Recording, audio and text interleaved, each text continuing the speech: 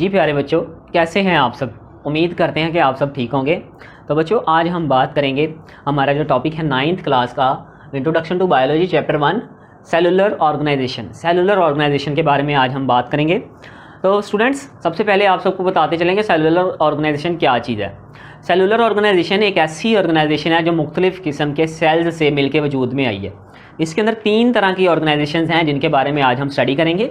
Number 1 पे हम study करेंगे यूनिसेलुलर ऑर्गेनाइजेशन के बारे में, नंबर 2 पे मल्टी सेलुलर और नंबर 3 पे कॉलोनियल ऑर्गेनाइजेशन के बारे में।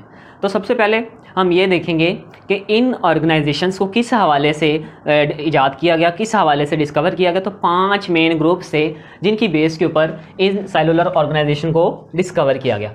ऑर्गेनिज्म के वो 5 मेन जो ग्रुप से ये आपकी बुक में मैंशनड हैं, ये कौन कौन से थे। सबसे पहले नंबर 1 पे जो सबसे पहला ग्रुप था वो थे प्रोकैरियोट्स। जितने भी किस्म के ऑर्गेनिज्म थे उनको सबसे पहले प्रोकैरियोट्स में पहला ग्रुप जो मेन था उसको प्रोकैरियोट्स में डिवाइड किया। सेकंड नंबर पे जो ग्रुप था वो था प्रोटिस्टस। थर्ड नंबर पे फंजाई, नंबर 4 पे प्लांट्स और नंबर 5 पे जो ग्रुप था वो डिस्कवर हुआ एनिमल्स का। अब इसके हवाले से, इन ऑर्गेनिजम्स के हवाले से, इन ग्रुप्स की बॉडी टाइप के स्ट्रक्चर के हवाले से 2 टाइप्स जो हैं, 2 टाइप्स में भी इनको डिवाइड किया गया। 2 टाइप्स के ऑर्गेनिजम्स में पहले नंबर पे उनको प्रोकैरियोटिक ऑर्गेनिजम्स में उनके अंदर प्रोकैरियोटिक सेल्स मौजूद होते हैं, और दूसरे नंबर पे जो ऑर्गेनिज्म थे वो यूकैरियोटिक सेल की बेस पे उनको क्या किया गया, डिवाइड किया गया। तो अब हम बात करेंगे कि इसके अंदर हम सबसे पहले हम देखेंगे कि पहली जो ऑर्गेनाइजेशन है वो कौन सी है और किस तरह से उसके अंदर ऑर्गेनिजम्स को, मुख्तलिफ किस्म के ऑर्गेनिजम्स को डिवाइड किया गया। तो सबसे पहली जो ऑर्गेनाइजेशन है आपकी बुक के अंदर वो है यूनिसेलुलर। यूनिसेलुलर ऑर्गेनाइजेशन के अंदर हम बात करेंगे यूनिसेलुलर ऑर्गेनिजम्स के बारे में कि यूनिसेलुलर ऑर्गेनिजम्स क्या होते हैं। तो ऐसे ऑर्गेनिजम्स जो सिर्फ और सिर्फ एक सेल से मिलके बने हैं। Only 1 cell makes the life of an organism. सिर्फ और सिर्फ एक सेल मिलके उस ऑर्गेनिज्म की लाइफ बना दे। 1 सेल जो है, जो एक सेल से मिलके बने हैं, उन्हें हम बोलते हैं यूनिसेलुलर ऑर्गेनिजम्स। इनका सेकंड नेम है प्रोकैरियोटिक सेल्स। इन्हें हम प्रोकैरियोटिक सेल्स भी बोलते हैं। और ऑल एक्टिविटीज ऑफ ऑर्गेनिजम्स क्या होता है कि carried out by only single cell. सिर्फ और सिर्फ एक सेल ही इनकी तमाम ऑर्गेनिजम्स की तमाम एक्टिविटीज़ को कंट्रोल करता है। इन्हें हम बोलते हैं यूनिसेलुलर ऑर्गेनिजम्स। तो अब हम बात करेंगे कि ये जो यूनिसेलुलर ऑर्गेनिजम्स हैं कौन कौन से हैं। तो यहाँ पे आपके सामने एक एग्जांपल है, ये है अमीबा। ये एक यूनिसेलुलर ऑर्गेनिज्म है। सेकंड नंबर पे हम देखते हैं पैरामीशियम, थर्ड नंबर पे अयूग्लिना। ये प्रोकैरियोटिक सेल्स भी हैं और यूनिसेलुलर ऑर्गेनिजम्स भी हैं। अब हम बात करेंगे नेक्स्ट सेकंड नंबर पे जो ऑर्गेनाइजेशन थी जिसके अंदर ऑर्गेनिजम्स को डिवाइड किया गया के बारे में कि what is colonial organisation. Colonial organisation very important organisation है। इसके अंदर क्या होता है कि इसके अंदर हम देखेंगे कि कॉलोनियल ऑर्गेनाइजेशन जब many unicellular organisms live together, बहुत सारे यूनिसेलुलर एक सेल वाले ऑर्गेनिजम्स, फॉर एग्जांपल कि ये जो यूनिसेलुलर ऑर्गेनिज्म है काफ़ी सारे यूनिसेलुलर ऑर्गेनिजम्स मिलके बनाते हैं कॉलोनियल ऑर्गेनाइजेशन। तो ये बहुत सारे यूनिसेलुलर ऑर्गेनिजम्स के मिलकर बनने से वजूद में आती है। अब हम बात करेंगे कि कितने ऑर्गेनिजम्स हों तो ये कॉलोनियल ऑर्गेनाइजेशन बनती है। तो आपकी बुक में इसकी एक एग्जांपल है वॉलवॉक्स। अगर 100 टाइप्स ऑफ वॉलवॉक्स सेल हों, 100 किस्म के वॉलवॉक्स के सेल्स हों तो वो मिलके एक बनाता है कॉलोनी। और अगर वो एक कॉलोनी बन गई है तो उसे हम बोलेंगे कि ये है कॉलोनियल ऑर्गेनाइजेशन। अब कॉलोनियल ऑर्गेनाइजेशन में होता क्या है कि इसके अंदर भी हर यूनिसेलुलर ऑर्गेनिज्म जो है वो अपनी अपनी लाइफ जो अपनी ज़िंदगी जो है एक सेल के ऊपर ज़िंदा रहता है। एक सेल ही उसकी एक्टिविटीज़ को कैरी आउट करता है और ये किसी दूसरे सेल के ऊपर डिपेंड नहीं करते। फॉर एग्जांपल कि इसके अंदर तमाम सेल्स अलग-अलग अपनी अपनी लाइफ गुजारते हैं और इनको कुछ भी चाहिए, अगर इनकी वाइटल रिक्वायरमेंट्स हों तो वो एक सेल दूसरे सेल से कुछ भी नहीं लेता। अपनी ये वाइटल रिक्वायरमेंट्स के लिए एक दूसरे के ऊपर डिपेंड डिपेंड नहीं करते, तो इसे हम बोलते हैं कॉलोनियल ऑर्गेनाइजेशन। और अब स्टूडेंट्स आपको डायग्राम में नज़र आ रहा है कि अगर काफ़ी सारे सेल्स का एक ग्रुप हो, काफ़ी सारे सेल्स इकट्ठे हों, यूनिसेलुलर सेल्स इकट्ठे हों, तो उन्हें हम बोलते हैं कॉलोनी। तो ये है, यहाँ पे हम इसको डिस्कस, यहाँ पे हमने इसको डिस्कस किया। ये है स्टूडेंट्स कॉलोनियल ऑर्गेनाइजेशन। तो आपकी बुक में इसकी एग्जांपल है कि Volvox is a green alga. ये ग्रीन एल्गी की टाइप है। ग्रीन एल्गा ये कहाँ पे होता है? फाउंड इन वाटर, पानी के अंदर। और 100 ऑफ वॉलवॉक्स, 100 वॉलवॉक्स मिलकर एक कॉलोनी बनाते हैं। तो ये है आपकी कॉलोनियल ऑर्गेनाइजेशन। तो नेक्स्ट हम बात करेंगे अब नंबर 3 पे।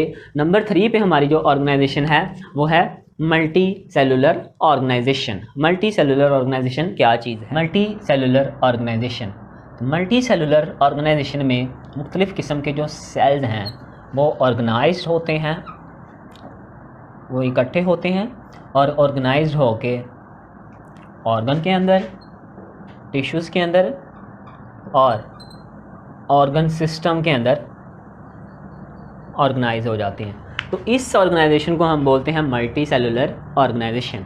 मल्टी सेलुलर ऑर्गेनाइजेशन की 2 एग्जांपल्स जो आपकी बुक में मौजूद हैं वो है एक मस्टर्ड प्लांट और सेकंड नंबर पे है फ्रॉग। तो हम दोनों के बारे में डिस्कस करेंगे। तो आइए सबसे पहले हम यहाँ पे डिस्कस करते हैं मस्टर्ड प्लांट के बारे में। मल्टी सेलुलर ऑर्गेनाइजेशन बोर्ड के एग्ज़ाम्स के हवाले से ये लॉन्ग क्वेश्चन टॉपिक है एंड वेरी इंपॉर्टेंट भी है। तो यहाँ से आपने इसको स्टार्ट करना है, उसकी डेफिनेशन और विद एग्जांपल्स के साथ हम उसके एग्जांपल्स की अब डिस्कशन करते हैं। तो सबसे पहले हम देखते हैं मस्टर्ड प्लांट को। मस्टर्ड प्लांट जो है इसका साइंटिफिक नेम है ब्रासिका कैम्पेस्ट्रिस। और अब हम इसकी डिस्कशन देखेंगे कि जो मस्टर्ड प्लांट है ये सरसों का पौधा है और it is sown in winter. ये सबसे पहले नंबर 1 पे जो पॉइंट है, ये एक मल्टी सेलुलर ऑर्गेनिज्म है। It shows multicellular organisation. Second number पे it is sown in winter. तो सर्दियों के अंदर ये वाला जो पौधा है इसको काश्त किया जाता है। And it produce seeds. Number 3 point, it produce seeds at the end of winter. और सर्दियों के आखिर में ये जो है पौधा, इससे बीज निकाले जाते हैं। Number 4, and seeds are used for extracting oil. और इसके जो सीड होते हैं उनमें से ऑयल निकाला जाता है। तो इस तरह से ये जो पौधा है इसकी डिस्क्रिप्शन है। अब हम बात करेंगे इसके अंदर जो मेन ऑर्गन्स हैं उनके बारे में। तो इस पौधे को 2 मेन ऑर्गन्स में डिवाइड किया गया उन्होंने। इस पौधे के जो 2 मेन ऑर्गन्स हैं वो कौन कौन से हैं? नंबर 1 पे जो ऑर्गन सिस्टम्स हैं वो है वेजिटेटिव ऑर्गन्स, वेजिटेटिव ऑर्गन्स। और नंबर 2 पे जो है वो है रिप्रोडक्टिव ऑर्गन्स। अब इस पौधे के अंदर जो वेजिटेटिव ऑर्गन्स हैं वो है रूट्स, स्टेम्स और लीव्स वगैरह। ये जो ऑर्गन्स हैं इन्हें हम बोलते हैं वेजिटेटिव ऑर्गन्स। और ये ऑर्गन्स एज ए वेजिटेबल के तौर पे इस्तेमाल किए जाते हैं। और यही ऑर्गन्स जो हैं, स्टेम्स जो है, लीव्स जो हैं, ये रिप्रोडक्शन में हिस्सा नहीं लेते। सेकंड नंबर पे हम बात करेंगे कि जो इसका जो सेकंड टाइप ऑफ ऑर्गन्स होते हैं वो है रिप्रोडक्टिव ऑर्गन्स। जो रिप्रोडक्टिव ऑर्गन्स हैं वो है फ्लावर्स।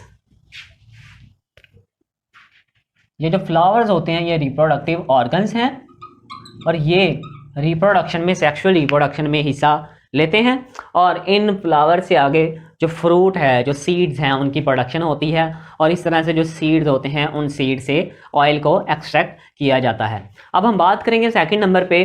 जो सेकंड हमारी एग्जांपल है वो है फ्रॉग के बारे में। फ्रॉग क्या है? फ्रॉग जो है, फ्रॉग का साइंटिफिक नेम है राना टिग्रीना। और इसकी डिस्क्रिप्शन है कि frog it also shows multicellular organisation. ये भी मल्टी सेलुलर ऑर्गेनाइजेशन शो करवाता है। सेकंड नंबर पे जो इसकी डिस्क्रिप्शन है वो ये है कि its body is made of different type of organ systems. तो इसकी जो बॉडी है, body is made up of different type of organ systems। तो इसकी बॉडी मुख्तलिफ किस्म के ऑर्गन सिस्टम से मिलके बनी है और हर ऑर्गेनिज्म जो है वो कंसिस्ट है रिलेटेड ऑर्गन्स के ऊपर। हर ऑर्गेनिज्म जो है वो each organs are consist on related organs, मुख्तलिफ किस्म के ऑर्गन्स इसके अंदर मौजूद होते हैं। And all organisms is made up of special type of tissues, और इसके अंदर कुछ स्पेशल टाइप ऑफ टिश्यूज़ भी मौजूद होते हैं जिसकी मदद से ये अपने कुछ फंक्शन करता है। तो अब हम देखेंगे कि इसकी बॉडी के अंदर कौन कौन से टिश्यूज़ जो हैं वो मौजूद होते हैं। तो नंबर 1 पे एपिथेलियल टिश्यूज़।